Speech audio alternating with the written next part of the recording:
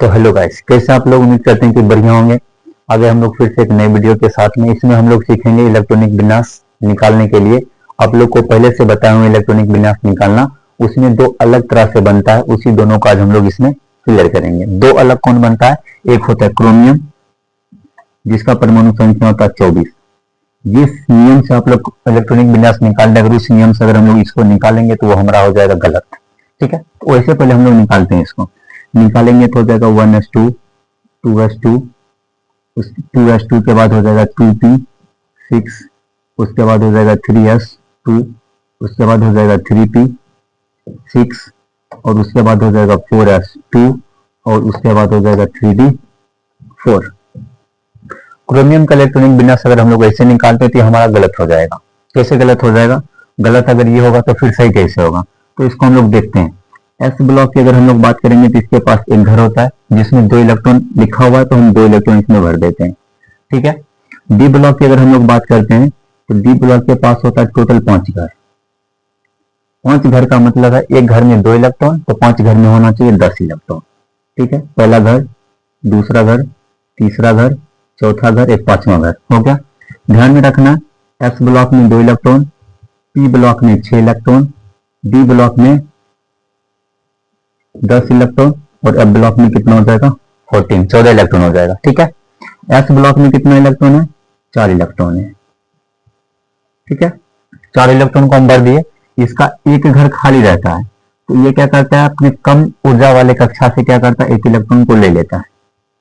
एक इलेक्ट्रॉन लेने के बाद इसका एक इलेक्ट्रॉन खाली हो जाएगा और इसका क्या हो जाएगा, एक इलेक्ट्रॉन भर जाएगा। जैसे ही भरा, इसका मतलब एस ब्लॉक में कितने इलेक्ट्रॉन है? एक, तो हम लोग लिखेंगे यहाँ पे 4s1। ठीक है। 3d लिखा हुआ है, 3d4 लिखा हुआ था, एक इलेक्ट्रॉन एस ब्लॉक में से लेके इसका पूरा भर गया। इसमें अब कितना इलेक्ट्रॉन है? 1 2 3 4 5, तो हम लोग लिखेंगे 3d5। अब यहाँ का इलेक्ट्रॉनिक विन्यास चेंज होकर क्या हो जाएगा, ये वाला हो जाएगा। ठीक है, इसी प्रकार से होता है कॉपर का भी। ठीक है, कॉपर का भी सेम टू सेम ऐसे ही होता है। यही दोनों है जो अलग बनता है, और ये हर एक एग्जाम में ऑब्जेक्टिव में, सब्जेक्टिव में, 2 नंबरिया में पूछ ही देता है। तो इस कॉपर को भी हम लोग ट्राई करते हैं। कॉपर की अगर बात करेंगे तो बिल्कुल ऐसे ही बनेगा। ये हो जाएगा 1s2, उसके बाद हो जाएगा 2s2, उसके बाद हो जाएगा 2p6, उसके बाद हो जाएगा 3s2, उसके बाद हो जाएगा 3p6, उसके बाद हो जाएगा 4s2, और उसके बाद हो जाएगा 3d। कॉपर का 29 होता है, यहां तक 20, 20 में 29। ठीक है, इसमें भी वही नियम होता है। अगर हम लोग ऐसे बनाते हैं तो यह हमारा गलत हो जाएगा। ठीक है, गलत है तो फिर सही कैसे होगा? तो इसमें भी वही कहानी होने वाली है। एस ब्लॉक की अगर हम लोग बात करेंगे तो एक घर होता है जिसमें 2 इलेक्ट्रॉन होता है, दोनों इलेक्ट्रॉन को भर दिए। ठीक है। 3d लिखा हुआ है, डी का मतलब होता है कि इसके घर में 5 घर होगा टोटल। ठीक है, 5 घर अगर है तो इलेक्ट्रॉन की संख्या 10 हो जाएगा। तो 1 2 3 4 और एक कर लेते 5।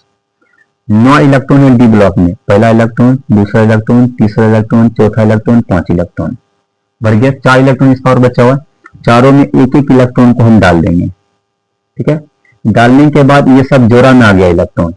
ठीक है, लेकिन यहाँ पर एक ही इलेक्ट्रॉन बचा हुआ है। इसी कंडीशन में क्या करता है, ये एस ब्लॉक से एक इलेक्ट्रॉन को लेता है और अपने कक्षा में भर लेता है।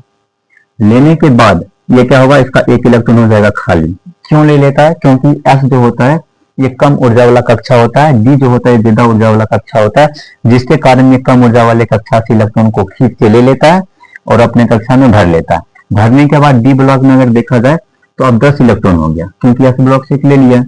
एस ब्लॉक में 2 इलेक्ट्रॉन था, अब कितना बचा हुआ? एक ही इलेक्ट्रॉन बचा हुआ, क्योंकि एक इलेक्ट्रॉन डी ब्लॉक ले लिया। तो अब इसका नया इलेक्ट्रॉन विन्यास क्या हो जाएगा?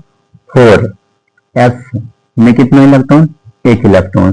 3d में पहले 9 ही था, अब कितना हो जाएगा? 10 इलेक्ट्रॉन। अब ये हमारा सही होगा।